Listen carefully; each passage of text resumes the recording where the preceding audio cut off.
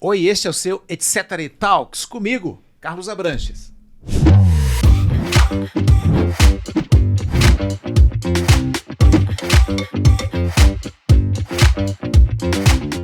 Olha, sempre muito legal estar com você, acompanhando a gente nessa proposta de bater um papo sempre descontraído, mas mergulhando na profundidade. Eu gosto muito de poder trazer pessoas que tenham como contribuir com a gente. Eu estou aqui com uma pessoa que vem realizando pesquisas muito interessantes, algumas até inéditas no Brasil.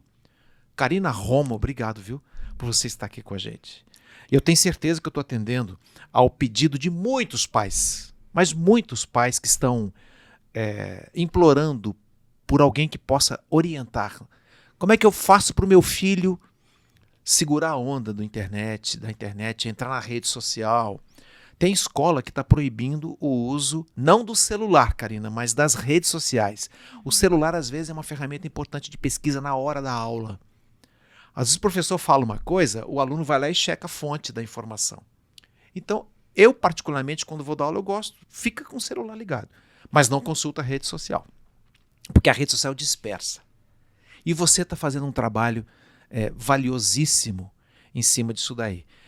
Você trouxe alguns livros, bacana, você trouxe inclusive um livro seu, que daqui a pouquinho eu quero falar a respeito desse livro, a respeito do seu futuro, a respeito do seu presente. Já são 17 anos de trabalho como psicóloga, né? Sempre trabalhando com Carl Rogers, essa abordagem centrada na pessoa. Olha, já faz tempo que eu li Carl Rogers pela primeira vez. Que bacana, né? Esse olhar para o ser humano que está à nossa frente, para as demandas, para as necessidades que ele traz para a clínica, né? E aí, a juventude entrou na tua vida. Os jovens bateram a porta. Esse mundo que o Carl Rogers não conheceu, que é o mundo da tecnologia e de uma relação, às vezes, de dependência com a tecnologia, né? Falei demais, diga aí. E você? Abranches, seja bem-vinda, viu? Muito obrigada, em primeiro lugar, por estar aqui. Um grande prazer em poder conversar aqui no Etc. Talks e contribuir de alguma forma. Falo não só como especialista em dependências tecnológicas, como neuropsicóloga, mas também como mãe.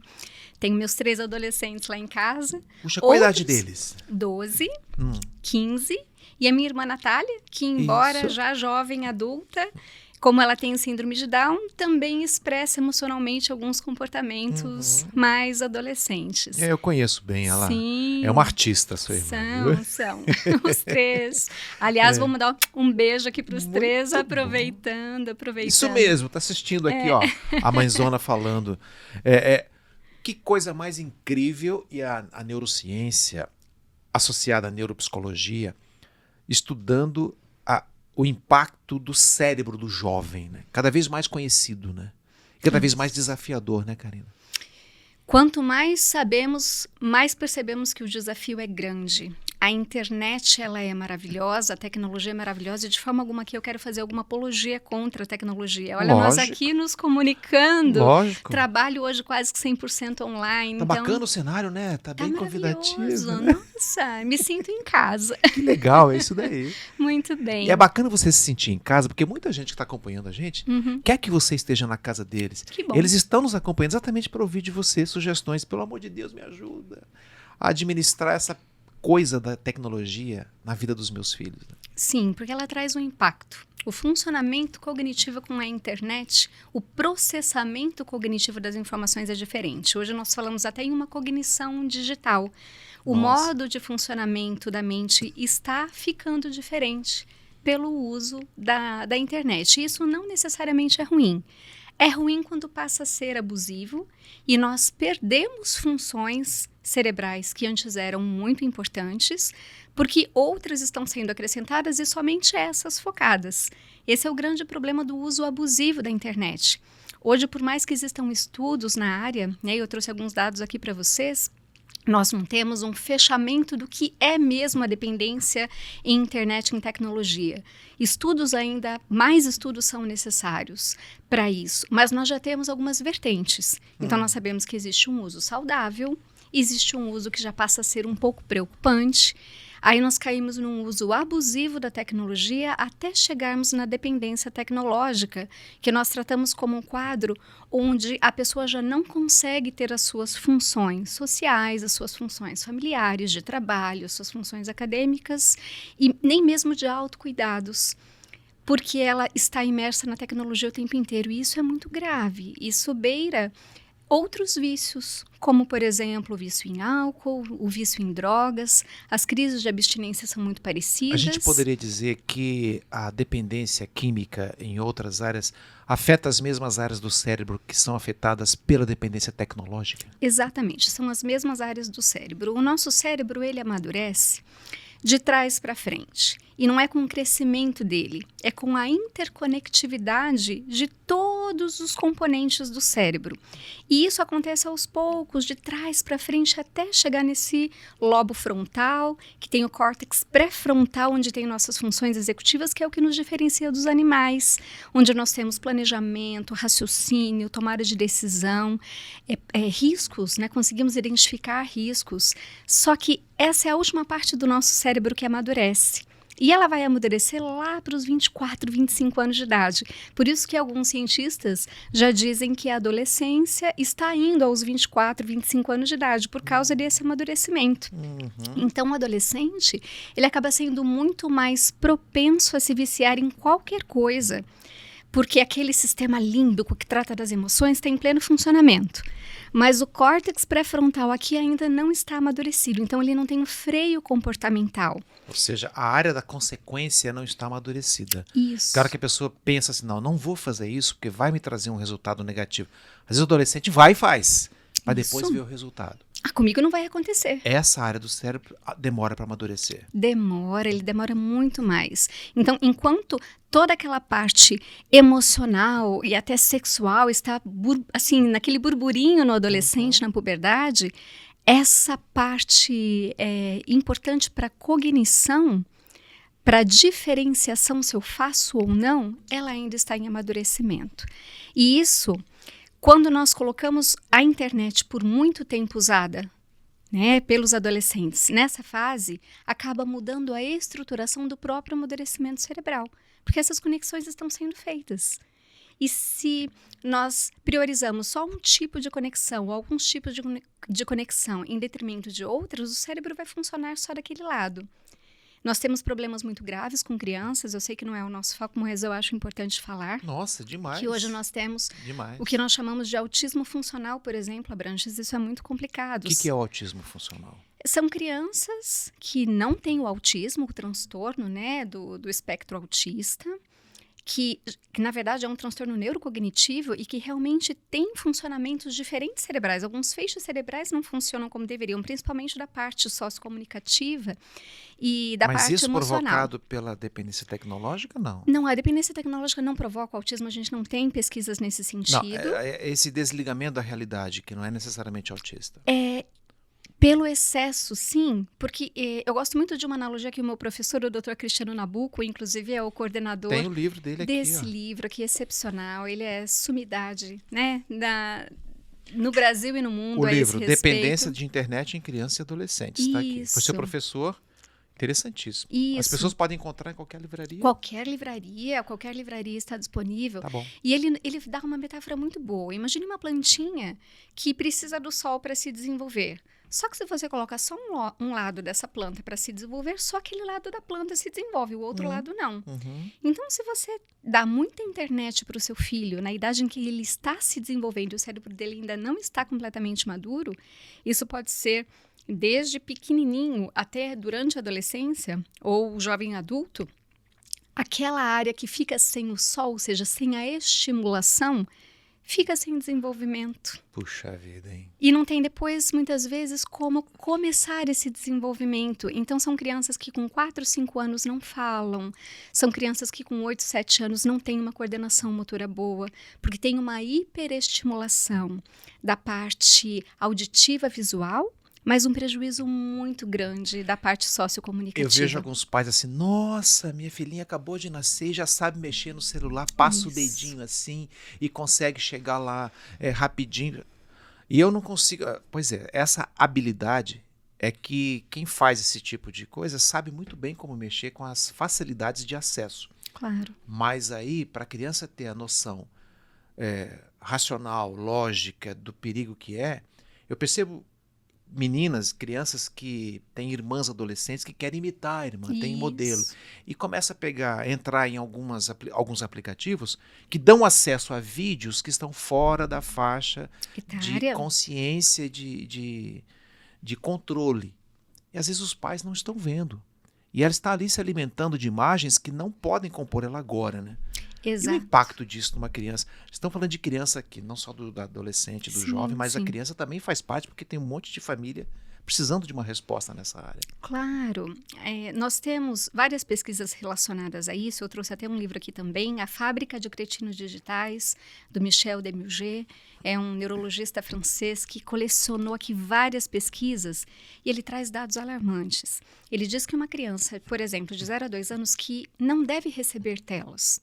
E isso até a Sociedade Americana de Psiquiatria e a Sociedade Americana de Pediatria também dizem, a nossa Sociedade Brasileira de Pediatria também confirmam. Não devem receber telas até 2 anos de idade. O que é tela? Tela, qualquer coisa, celular, tablet, nem televisão, porque a criança não tem nem como processar direito aquilo. O que lá seria encanta. melhor colocar no lugar? O brincar, por exemplo? O brincar, o pai e a mãe conversando. O Demurger traz um dado tão interessante que de 0 a 2 anos, se uma criança tem 50 minutos de tela por dia, ela deixa de ouvir, ao final disso, 850 mil palavras.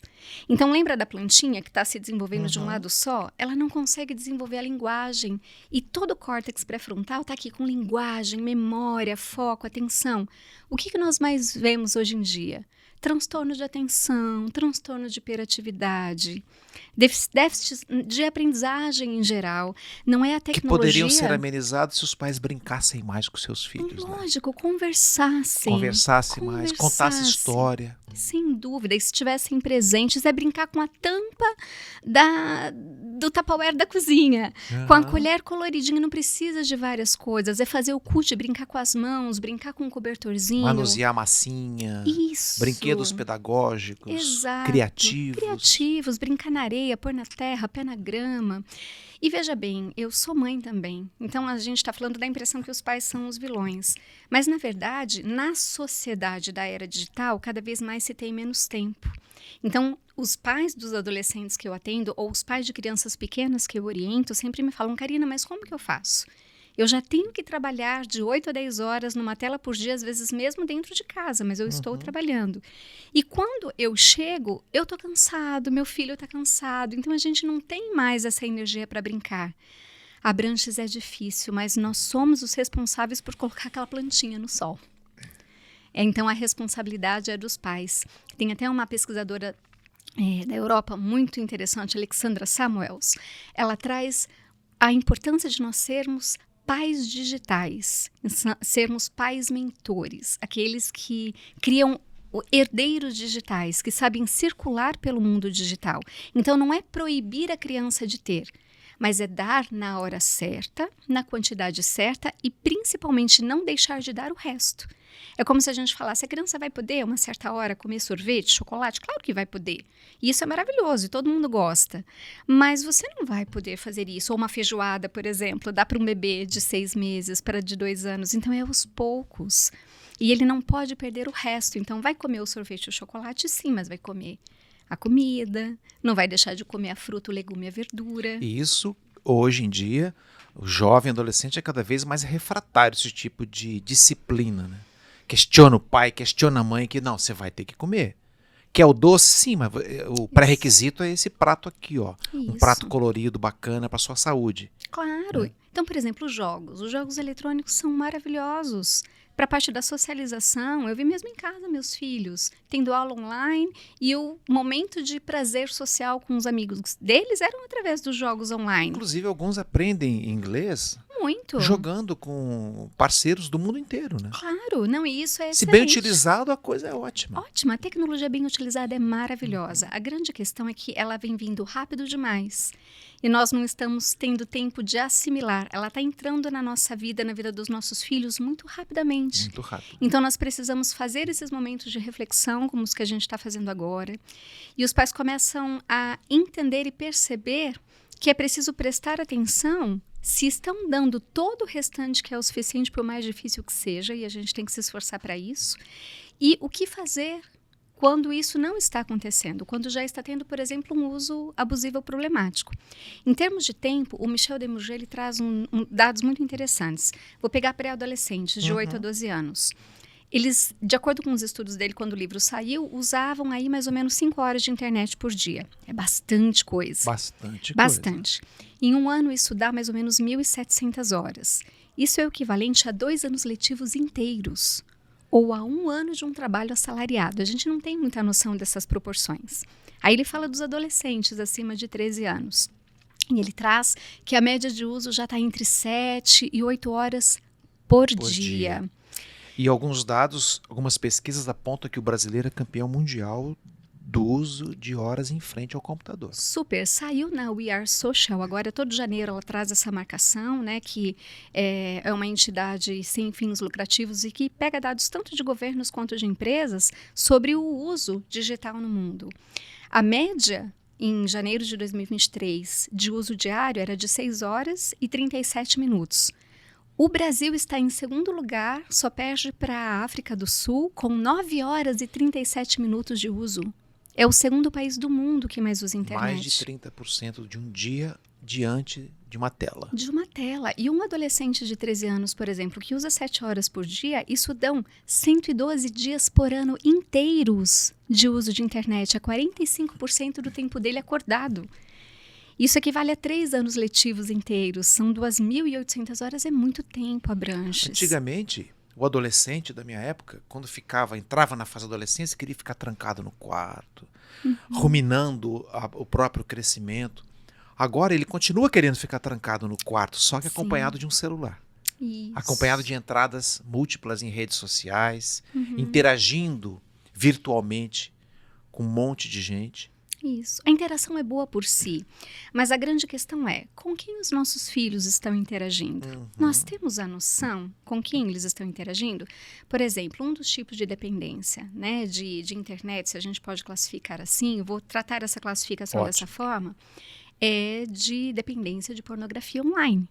É uma das que mais cresce. E aí, quando a gente fala em pornografia online, na adolescência, a gente pensa... inclusive. Exato, a gente pensa em adultos, mas Abranches, os dados são alarmantes.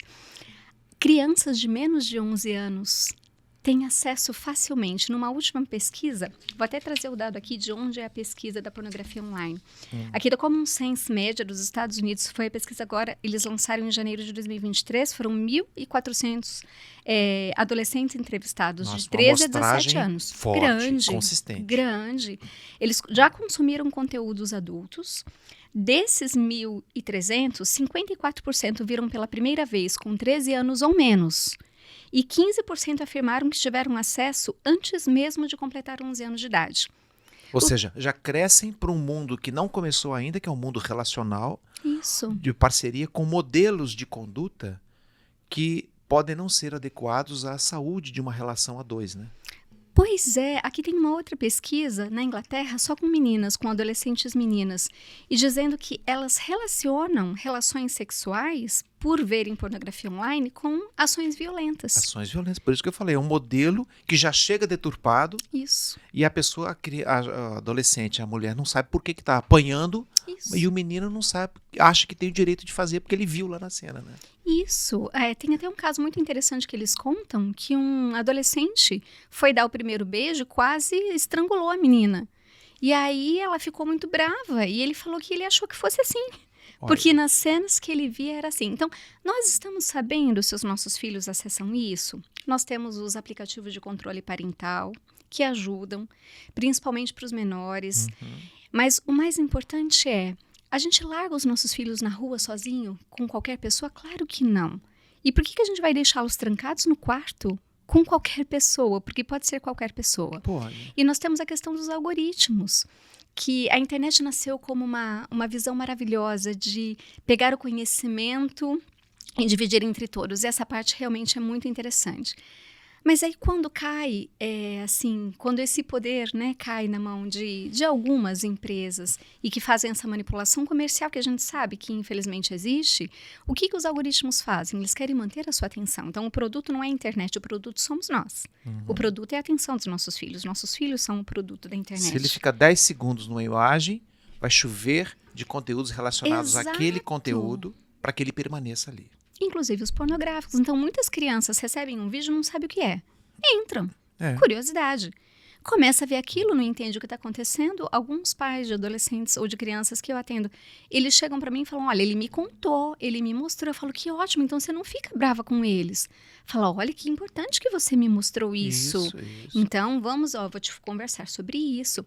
E a educação sexual é algo muito pouco falado, Abranches. Olha que nós somos um país aberto, nós somos um país super solícito, as pessoas são abertas, a gente, né, tem umas relações de amizade muito boas, mas o tabu da sexualidade ainda está aí. Então são pouquíssimos pais que com 9, 10 anos de idade chamam os filhos para falar, olha filho, olha filha, a gente precisa conversar sobre um assunto que é super natural e explicar isso. E antes mesmo disso, quando vai para a escolinha pequenininha, 2, 3 anos, de dizer, olha, no seu corpinho, ninguém coloca a mão, só a professora cuidadora, assim, em alguns momentos para limpar.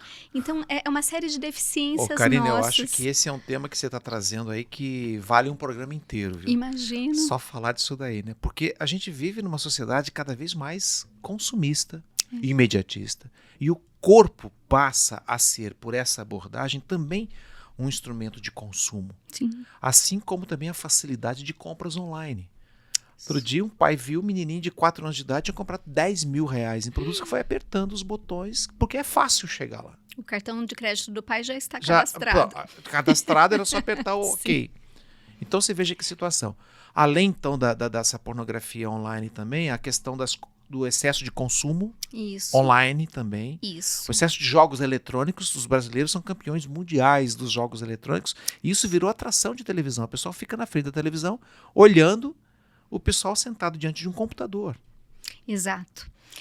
Os jogos, eles inclusive os estudos são tão mais estruturados que o transtorno de vício em jogos eletrônicos já consta na CID-11, que é a Classificação Internacional de Doenças. Sabe quando a gente vai ao médico e tem um CID, aquele código? Então, a mais atualizada é a 11ª edição, a 11, que está valendo agora a partir de 2023. Entrou pela primeira vez, então, o Gaming Disorder, né, que é o transtorno de videogame ou de jogo eletrônico, porque já existem estudos para embasar e considerar que isso é uma doença. No DSM-5, que é o nosso manual de transtornos mentais, que a gente usa da Associação Americana de Psiquiatria e que vale para todo mundo, aqui também o CRP, o CFP, o Conselho Federal de Psicologia aqui do Brasil também usa, nós usamos, também tem o transtorno de jogo pela internet, dentro dos casos que merecem melhores estudos. Eu também uso na clínica para fazer o diagnóstico dos meus pacientes. Isso. No meu trabalho como psicanalista. Isso. E alguns que chegam lá com o diagnóstico e testes e exames de TDA estão muito configurados dentro desse F apropriado para esse quadro. Exato. É muito sério. É muito sério. E o sistema de recompensa do cérebro, como você tinha me perguntado no início, para as drogas químicas ou para o álcool, é o mesmo ativado pelos jogos eletrônicos. É exatamente o mesmo sistema. Ele libera a dopamina, que é a molécula do prazer, quando você tem acesso ao jogo. E o jogo eletrônico, ele é muito gostoso e ele é feito para a gente gostar, ele é feito para viciar. Uma coisa muito importante que eu falo para os pais, quem são seus filhos nos jogos eletrônicos? Porque ele tem uma função. Quem mais vai, o perfil que mais tem problema de ter uma dependência tecnológica em jogos eletrônicos são aqueles perfis mais introvertidos, ou que já têm alguma dificuldade social, uma fobia social, uma ansiedade social, ou gostam de ficar mais na deles, ou já estão sofrendo bullying, não conseguem assim se expressar de outra forma. Então, acabam usando o jogo como uma válvula de escape. E quando nós vamos ver, eu trabalho com vários desses adolescentes, quem eles são nos jogos, Eles são personagens destemidos, extremamente comunicativos, tudo aquilo que eles gostariam de trabalhar, só que eles trazem para uma realidade controlada, uma realidade onde não tem problema. Se eu errar, tudo bem, que só sou eu aqui. Então, é uma interação que é mais fácil, mais simples de se fazer. A sua pesquisa no seu trabalho envolve também a questão do cyberbullying, que o jovem que acaba se escondendo atrás de um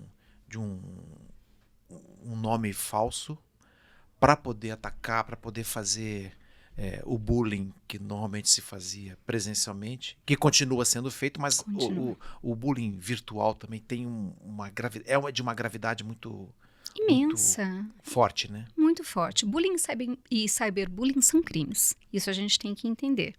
E tem consequências. Então, para um adulto que comete bullying ou cyberbullying, é prisão, tem consequência de prisão, inclusive. E para menores de 18 anos, consta como um ato infracional, de tão grave que é. Só que o cyberbullying é muito mais complicado que o bullying. Porque o bullying, ele, já passou, já foi, eu fico com as marcas. O que eu mais atendo de adultos no consultório, e você provavelmente também, são em função de bullying que sofreram. Também. Mas o cyberbullying, ele não se apaga. O que entra na internet não sai da internet. Então, nós temos problemas... O impacto é mais grave ainda. Muito grave, porque não tem como apagar aquilo. Aí a sua pesquisa esbarra nessa questão da depressão, do transtorno de ansiedade também? Esse foi o fechamento da minha pós-graduação em neuropsicologia, de relacionar a quantidade de uso de internet, o uso problemático de internet com esses transtornos de ansiedade e transtornos depressivos em adolescentes e jovens adultos. Então, fiz uma revisão bibliográfica grande, na época foi em 2018, e tinha estudos do mundo inteiro fazendo essa relação. Por exemplo, das redes sociais. Em alguns anos, as redes sociais foram até banidas de alguns países europeus por causa do aumento do suicídio infanto-juvenil. E, infelizmente, nós temos essas relações e elas são verdadeiras. O Snapchat, por exemplo, depois de que saiu essa rede, são 50% a mais de cirurgias plásticas. E o que eles levam para o cirurgião é o filtro. Ou seja, a foto com filtro. O corpo nem está pronto e a pessoa já está querendo fazer cirurgia plástica. Cirurgia plástica. E isso em adultos também. Então, adultos também. Não se leva mais como modelo uma pessoa, uma beleza, mas o filtro da internet. Que filtro que me deixa bem. Ou seja, o assédio virtual, engloba-se aí o assédio sexual virtual também. A extorsão sexual mediante divulgação de vídeos. Sem dúvida. Todos esses cuidados os pais precisam ficar cada vez mais atentos com seus jovens que estão começando uma vida sexual, por exemplo. Né? Isso. E aí começa a ter esse tipo de comportamento com pessoas que chegam e acabam fazendo chantagem a partir do uso de inadequado de imagens que obtêm, né?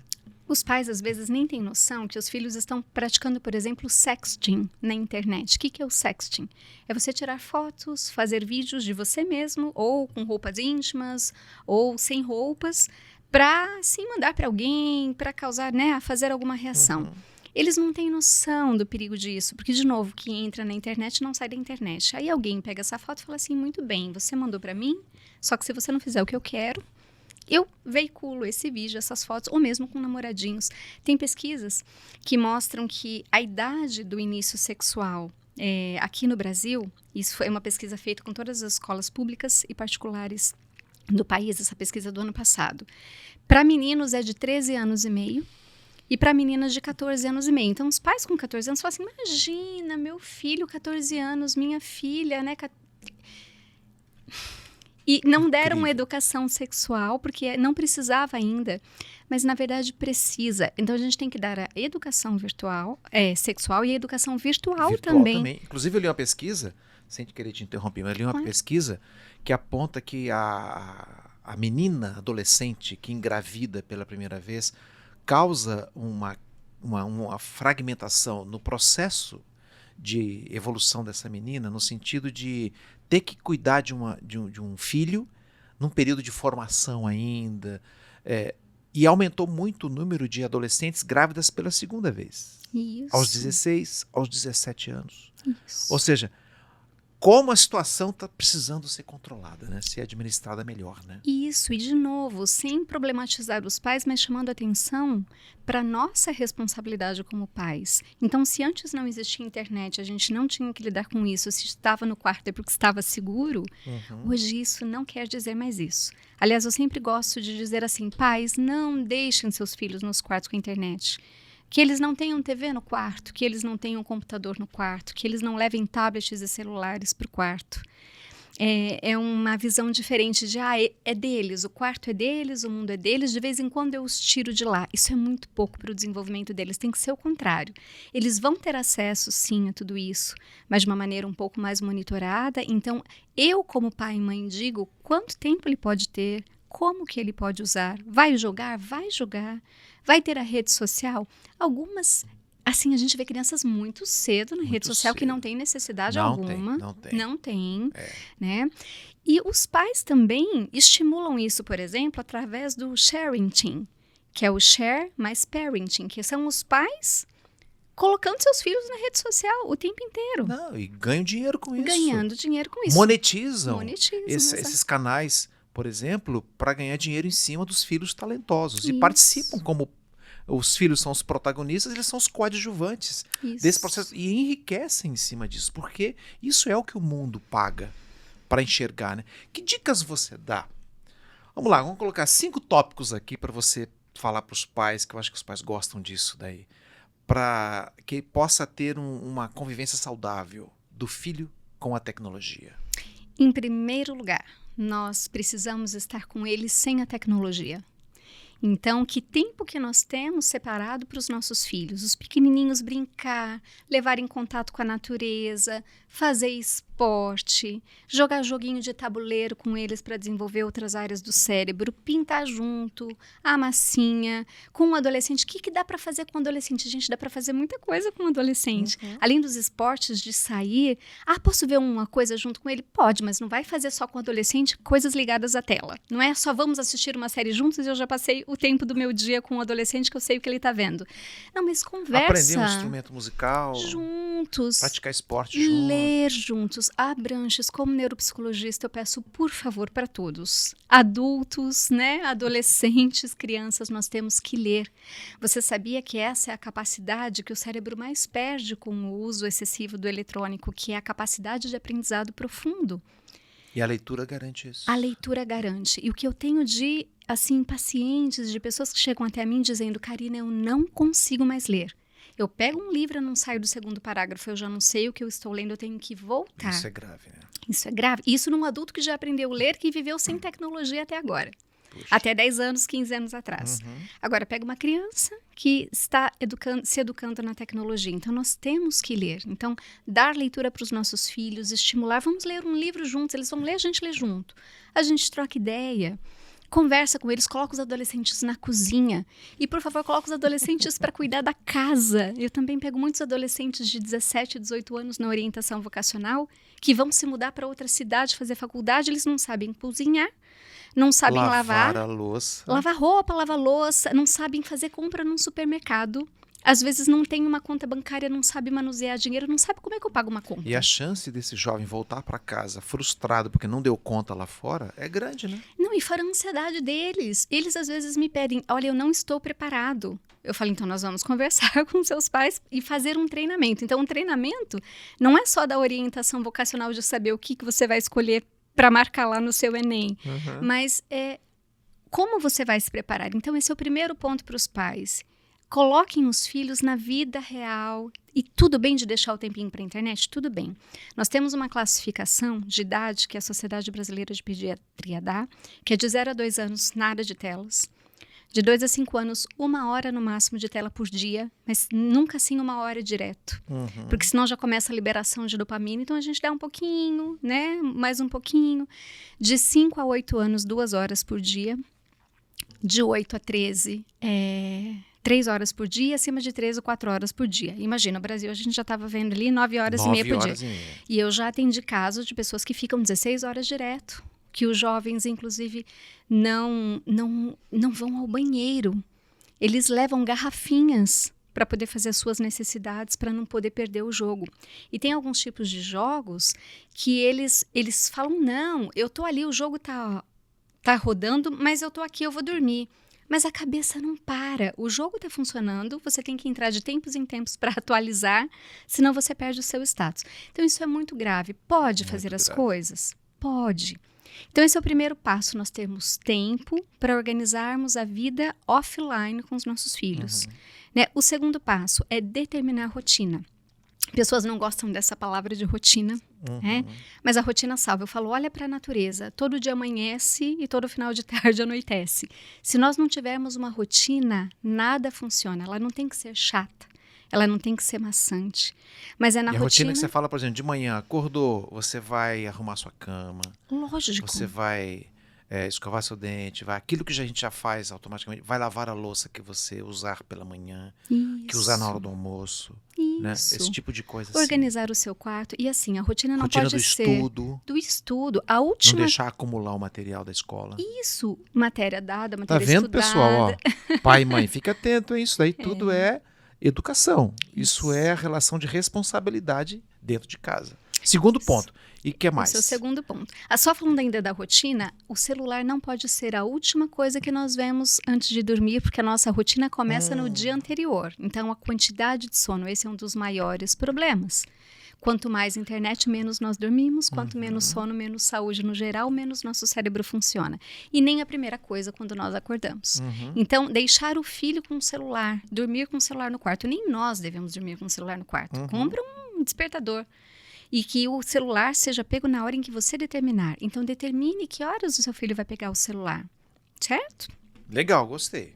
Vai dar encrenca dentro de muita casa aí, mas não tem problema. É assim mesmo que resolve. Isso. Porque o adolescente precisa entender que ele está treinando dentro de casa, através dos processos de educação dos pais, treinando a vida lá fora, a vida social lá fora, quando ele sair e ser uma pessoa colaborativa com a república onde ele for morar, dividir as tarefas. Ele já treinou dentro de casa enquanto era adolescente e jovem. Isso. Terceiro ponto. O terceiro ponto é explicar para o jovem por que você está fazendo tudo isso, porque ele entende. A gente acha que eles não vão entender, mas eles entendem sim. Meio rebelde, mas entende. Entendem. E mostrar como que é o uso saudável. Então, como que é o uso saudável?